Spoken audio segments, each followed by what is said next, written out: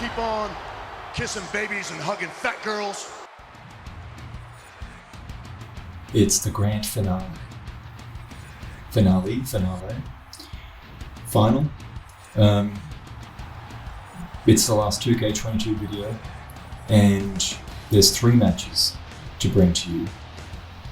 The original reason I decided to split this off was because I had a really good main event match, Triple H versus Randy Orton inside Hell in a Cell. I thought that's such a good match, I'm just going to show it in its entirety, and I didn't want to stick that onto the end of last week's video because that would make a really long video. But then it turned out I didn't actually even record that, so good work. Professionalism. This one's for the Cruiserweight title though. Finn Balor, coming from NXT back in July. He debuted on the main roster. He was NXT North American Champion for a long time. Look at that, diving over the ropes. And then lost it in Italy when WWE was on tour in Europe. That was in February, March. And that was to Gargano. Shock upset. Gargano picks up the win. Balor never really goes back for revenge or to get that title back because he's got bigger ambitions. And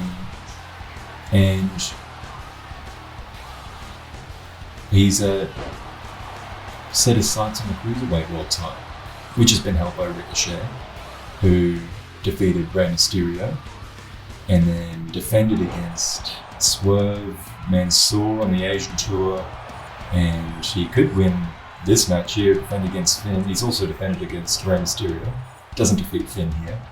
Finn comes back, drop kick, powerful drop kick to the chest, getting him up for, is that 1969? Is that what he calls it? No, not to 1969, 1960, but it might not even be that.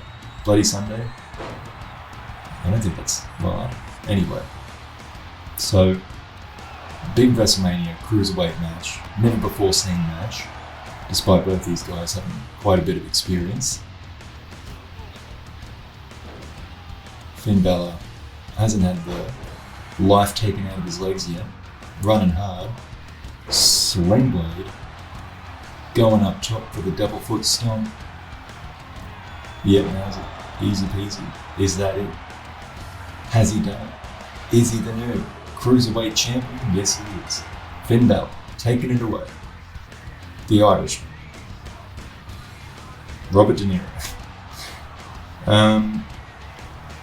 Good. So there you go. Cruiserweight Championship changed hands. How many times over the course of that? There was Guerrero with Mysterio, Ricochet, and Balor. You keep on kissing babies and hugging fat girls. Vader coming in to the WWE. He kind of removed himself from the 4 Horsemen over in NWA. Wasn't really getting a fair shake over there, according to him. Debuted in the Royal Rumble.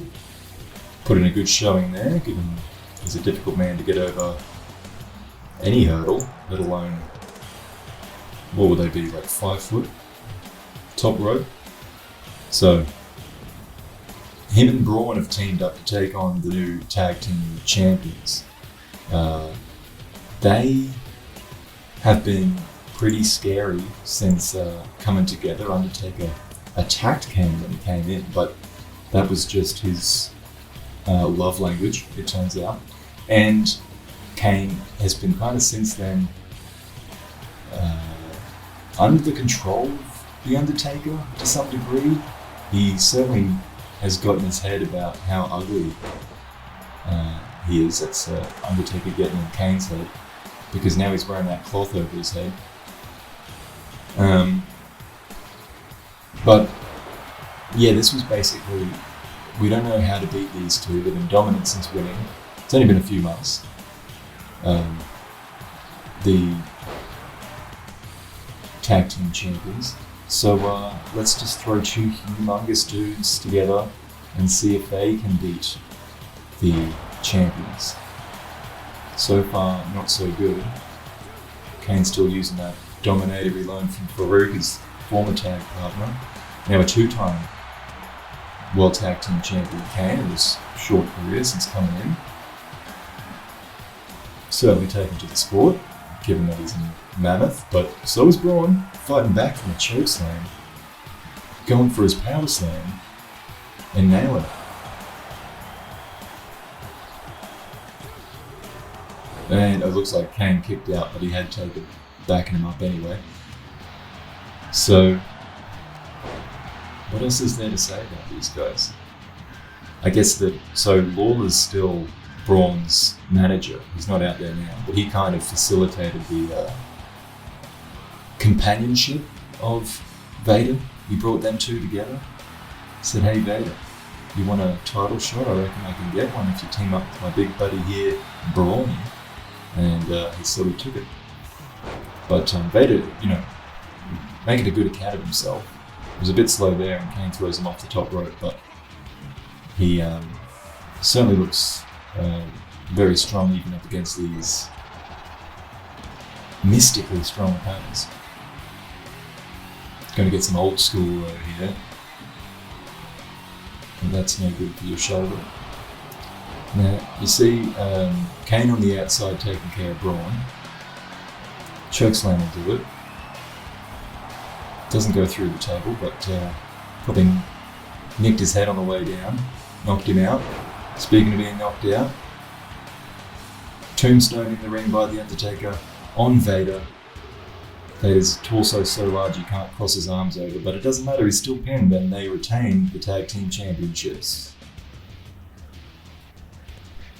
The Brothers of Destruction, scaring away the referee, letting everyone know that they're a little freaky, but you don't want to wrestle them.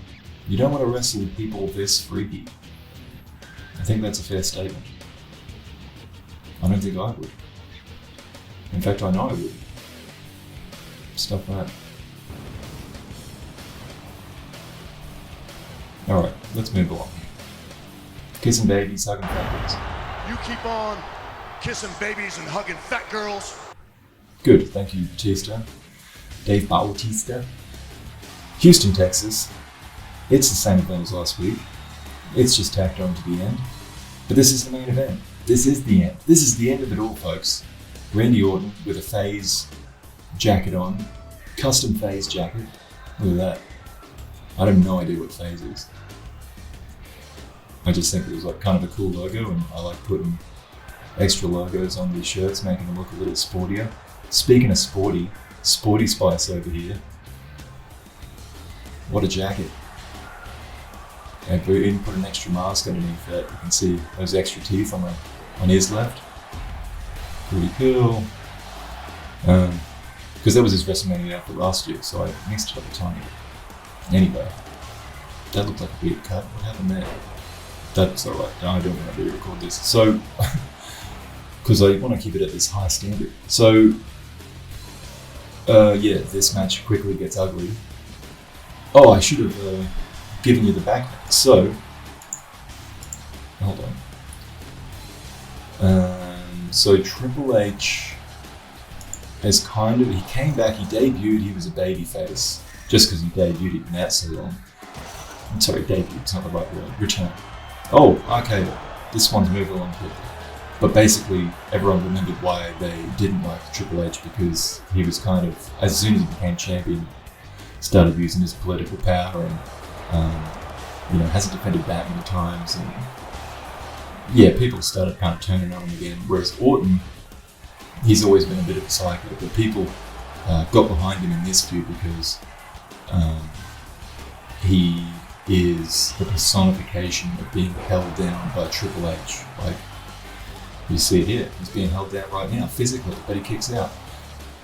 So, Orton, I kind of likened it in my mind to Conor McGregor and Nate Diaz. Nate Diaz cut that famous promo on Fox after winning, I think against Michael Johnson. Conor McGregor, you stole everything I worked for, motherfucker. I'm gonna beat your fucking ass. That thing. Basically,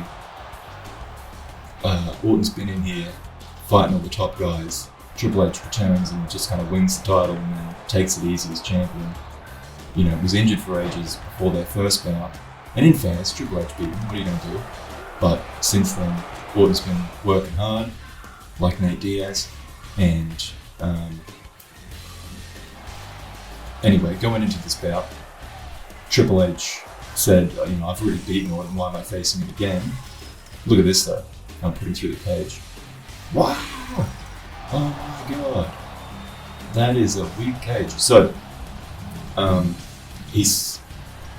Triple H agrees to the match if Orton agrees that he'll never challenge for the title again if he loses, and Orton agrees to that if Triple H will face him inside Hell in a Cell. And he's regretting that now. Spinebuster on the top of the cell. These two are absolutely nuts fighting on the top of the cell. But it's all the marbles. It's basically Orton's career on the line. And things get pretty dicey. Dicey, Papa. So they're fighting right on the edge here. Triple H is like, oh my god, what's going to happen here? And Orton's like, well, it's my career or your life, motherfucker. You took everything I worked for, motherfucker. So he kills him. Orton kills him. That's literally the last thing, a part of this series. The finale of this series is a murder. Orton murdered Triple H to win the title, and they gave it to him. He's the champion now. Thanks for watching. Have a good one.